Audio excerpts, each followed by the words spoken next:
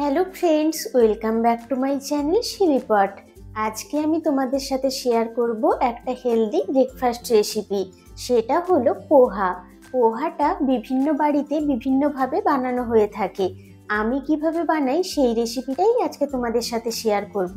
তো চলো দেখে নেওয়া যাক কী কী উপকরণ লাগছে এই হেলদি পোহা রেসিপিটা বানানোর জন্য। পোহা বানানোর জন্য এখানে আমাদের লাগছে 200 গ্রাম চিড়ে। এখানে আমি মোটা চিড়েটা ব্যবহার করছি। পোহার জন্য কিন্তু সবসময় এই মোটা চিড়েটাই তোমরা ব্যবহার করার চেষ্টা করবে। প্যাকেটের গায়ে দেখবে লেখা থাকে থিক পোহা বলে, সেটাই কিন্তু আমাদের নিয়ে নিতে হবে। আর এখানে আমি জল ঝরে যায় এরকম একটা বাটির মধ্যে চিড়েটা নিয়েছি। 2-3 বার জল দিয়ে খুব ভালো করে চিড়েটাকে ধুয়ে নেব। তারপর এই বাটির মধ্যেই রাখবো, তাতে করে চিড়ের জলটা খুব ভালোভাবে ঝরে যাবে। তো এই চিড়েটাকে আমরা প্রথমে খুব ভালো করে ধুয়ে নেব। চিড়েটাকে খুব ভালো করে ধুয়ে নিয়েছি। চিড়ের থেকে জলটা একেবারে প্রায় ঝরে গেছে। আরও কিছুটা সময় গেলে একদম চিড়েটা খুব ঝরঝরে হয়ে যাবে। তোমাদের কাছে যদি এরকম বাটি থেকে থাকে তো খুবই ভালো, আর যদি না থেকে থাকে তাহলে কিন্তু তোমাদের কাছে যদি ঝুড়ি থেকে থাকে সেটাও তোমরা ইউজ করতে পারো। এতে করে কি হয়, চিড়ের যে এক্সট্রা জলটা সেটা একেবারে চলে যায় আর চিড়েটা খুব ঝরঝরে থাকে। এই পদ্ধতিতে বানালে চিড়ের পোহাটা কিন্তু একদমই স্টিকি হবে না। দেখতে পাচ্ছ কি সুন্দর চিড়েগুলো পুরো ঝরঝরে রয়েছে। চলো তাহলে এবার বাকি উপকরণগুলো দেখে নেওয়া যাক। পোহাটা যেহেতু ব্রেকফাস্টে খাওয়া হয়, সেজন্য আমি সবসময় পোহাটাকে একটু হেলদিভাবে বানানোর চেষ্টা করি। তাই এখানে আমি একটু বেশি পরিমাণেই সবজি ইউজ করছি। তোমরা না চাইলে না করতে পারো। এখানে আমি একটা বড় সাইজের গাজরকে একদম ঝিরিঝিরি করে কেটে নিয়েছি। রয়েছে মটরশুঁটি, একটা বড় সাইজের পেঁয়াজ একদম ছোট ছোট টুকরো করে কেটে নিয়েছি, আর রয়েছে কিছু কারি পাতা। নিয়েছি সামান্য কয়েকটা ভাজা চিনেবাদাম। রয়েছে চা চামচের 1 চামচ কালো সর্ষে, চা চামচের 1/2 চামচ হলুদ গুঁড়ো, আর এখানে রয়েছে চা চামচের 1.5 চামচ মতো আদা কুচি। আদাটাকে একদম মিহি করে কুচিয়ে নিতে হবে। আর এই রেসিপিটাতে আদার পরিমাণটা একটু বেশি হলে খেতে কিন্তু খুব ভালো লাগে। সাথে রয়েছে কাঁচা লঙ্কা কুচি। এখানে আমি 2টো কাঁচা লঙ্কাকে একদম মিহি করে কুচিয়ে নিয়েছি।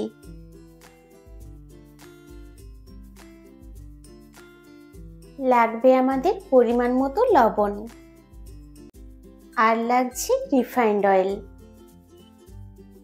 কড়াইতে প্রথমে দিয়ে দেব রিফাইন্ড অয়েল। তেলটা খুব ভালো করে গরম হয়ে গেছে। তেলের মধ্যে প্রথমে দিয়ে দেব সর্ষে ফোড়ন।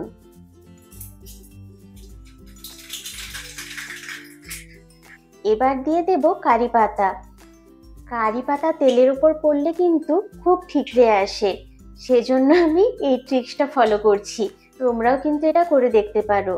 তো চলো কারি পাতাগুলো এবার তেলের মধ্যে দিয়ে দেওয়া যাক।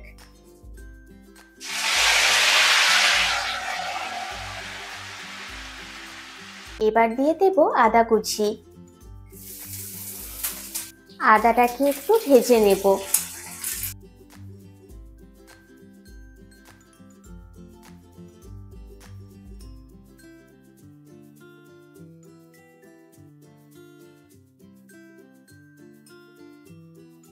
আদাটাকে 1 মিনিট মতো ভেজে নিয়েছি। আদা থেকে কাঁচা গন্ধ চলে গেছে। এবার দিয়ে দেব কেটে রাখা বাকি সবজিগুলো। সাথে দিয়ে দেব কাঁচা লঙ্কা কুচি আর হলুদ। লবণটা আমি একেবারেই দিয়ে দেব। চিড়ে আর সবজির আন্দাজ মতো একেবারেই লবণটা দিয়ে দিচ্ছি। 1 চামচ মতো লবণ দিয়ে দিলাম। সবকিছু এবার হাই ফ্লেমে খুব ভালো করে ভেজে নেব।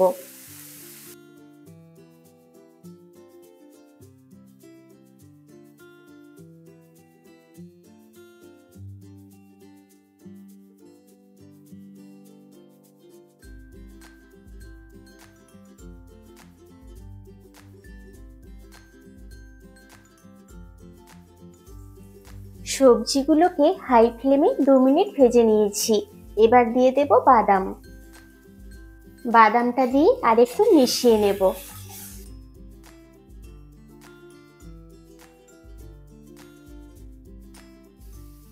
এখানে যেহেতু আমি ভাজা বাদাম ইউজ করছি, তাই বাদামটাকে আলাদা করে আর খুব বেশি ভাজার দরকার নেই। এবার চিড়েটা দিয়ে দেব।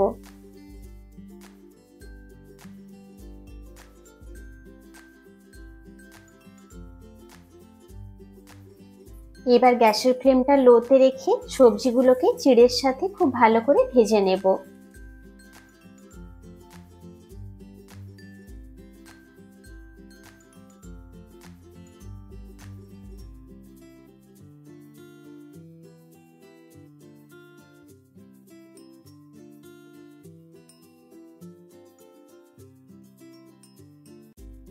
লো ফ্লেমে আরও 5 মিনিট রান্নাটা করে নিয়েছিলাম।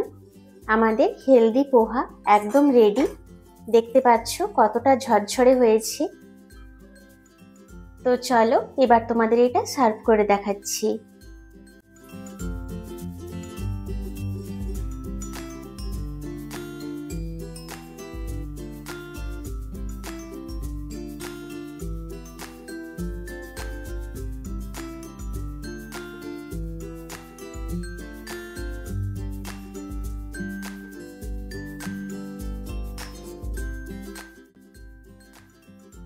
তৈরি হয়ে গেল আমাদের ভীষণই সুস্বাদু এবং হেলদি পোহা রেসিপি। মাঝে মাঝে ব্রেকফাস্টে কিন্তু এই রেসিপিটা তোমরা ট্রাই করতেই পারো। আজকের রেসিপিটা যদি তোমাদের ভালো লাগে তাহলে কিন্তু আমাকে লাইক, শেয়ার আর কমেন্ট করে জানাতে একদম ভুলো না। চ্যানেলে নতুন হয়ে থাকলে চ্যানেলটাকে অবশ্যই সাবস্ক্রাইব করে দিও। পাশে থাকা বেল আইকনটা অবশ্যই প্রেস করো। তাতে করে আমি যখনই কোনো নতুন ভিডিও দেব তার ইনস্ট্যান্ট নোটিফিকেশন পৌঁছে যাবে তোমাদের কাছে। দেখা হবে এরকম আরও অনেক নিত্য নতুন রেসিপির সাথে। Thank you.